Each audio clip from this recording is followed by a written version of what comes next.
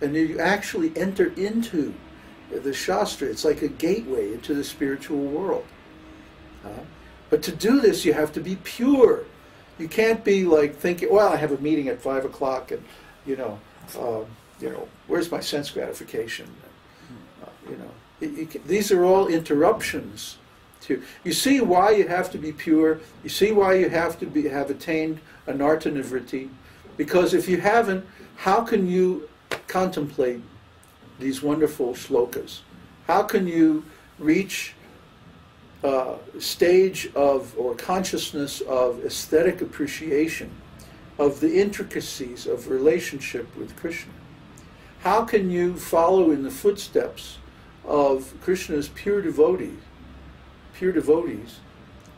if you have all this worldly stuff on your mind all the time? Oh, I'm worried about paying my bills, and what if this happens, and what? No, you have to be like surrendered. Like, okay, Krishna's going to take care of everything. Haribol, I'm just going to chant my japa and think about this wonderful verse in Shastra. That's how you develop love of Krishna. That's how you develop transcendental devotional service. But you can't do it unless you're pure. You can't do it unless you have passed through all the preliminary stages and reached those realizations and got to that point where you're free of all that nonsense. So that's why this cultivation of bhava, of devotional ecstasy, of rasa, has to begin from the platform of anartha nivritti. We spent several sessions going over the different anarthas, or different classes of anarthas.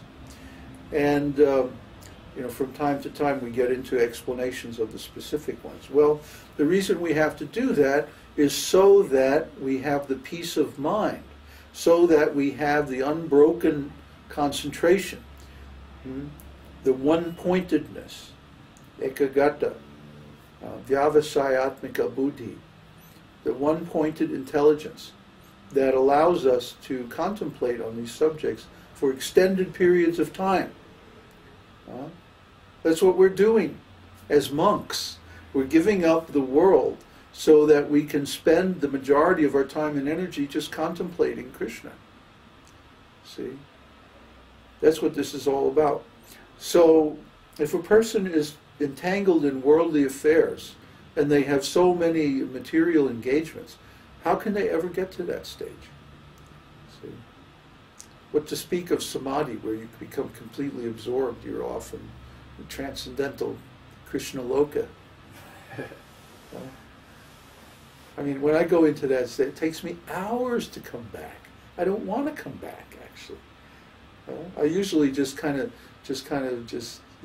go into a trance, like sleep, and then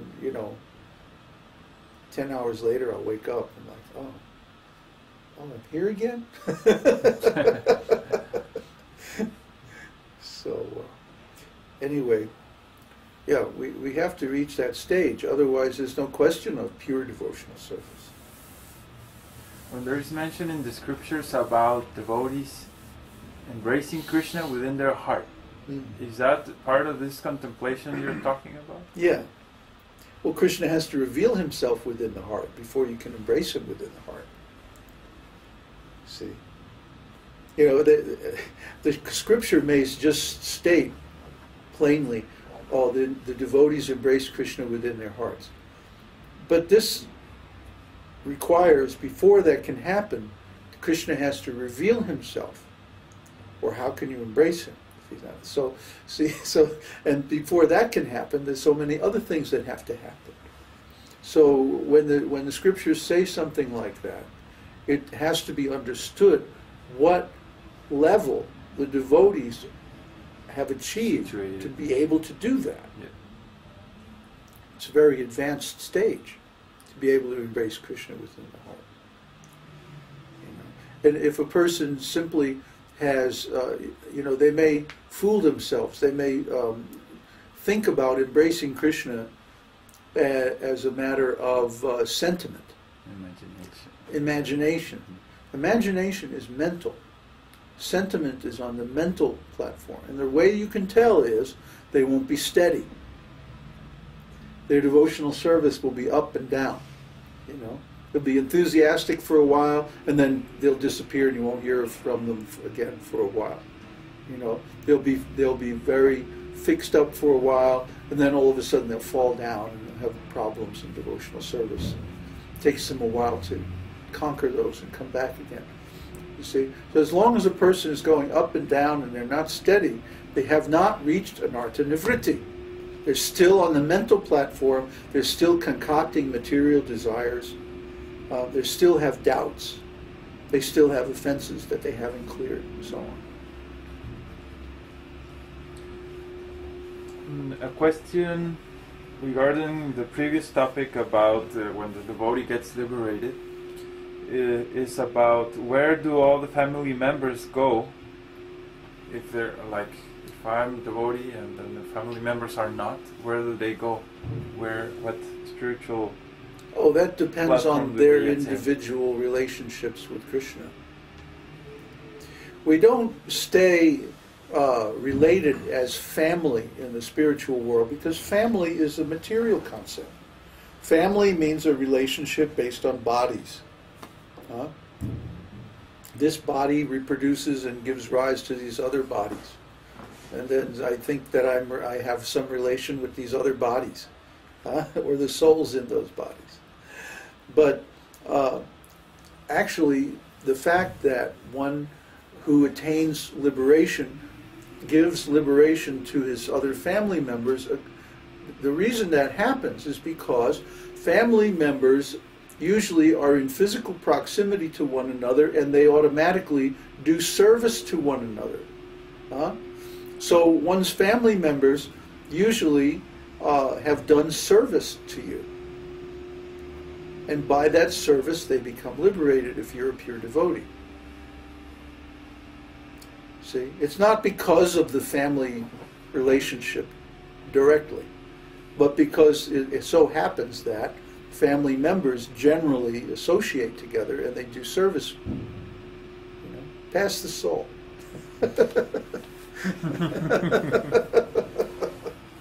So, in this case, the family members don't have to be blood related. It can be like if you. Exactly. Family can be, the nanny or whatsoever. It can be also family. Oh yeah. Okay. It's the active principle here is association with a pure devotee. By association with a pure devotee, one automatically performs service, because that's when people are associated. They naturally serve one another. They cook for each other. They do things for each other. They help each other out in different ways. So it's similar also between the spiritual master and the disciple then?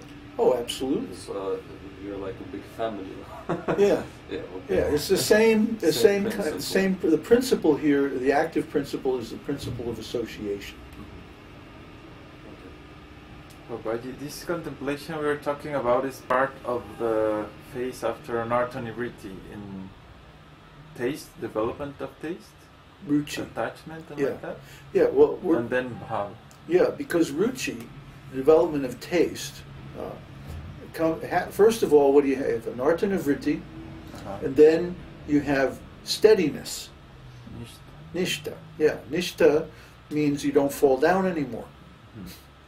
Because there are no more bad qualities, no more other ideas or desires, so there's only devotional service, so now you're steady. So then what happens? Attachment. Taste. Yeah.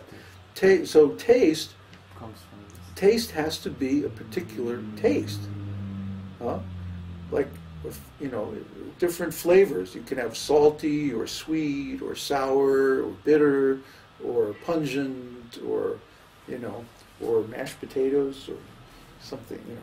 Each taste is a particular flavor. So to get taste implies that you know what your flavor is. You know what your particular flavor of devotional service is, what your particular bhava is.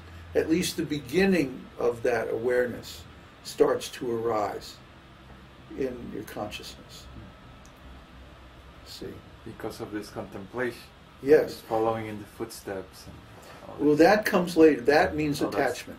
Okay. That That's means attachment. Once you find out your particular flavor, that's taste. Then when you start to follow in the footsteps of That's a particular devotee, that's attachment. Okay. That's the spiritual process that is associated with that stage. Okay. Uh, And then obviously Then you bhāva. experience bhāva. Because Yeah, of then this bhava, because you experience the same transcendental emotions as that devotee. Nice. And then that develops into prema. That's it. That's it. That's it. That's it. Okay. Give me the drum.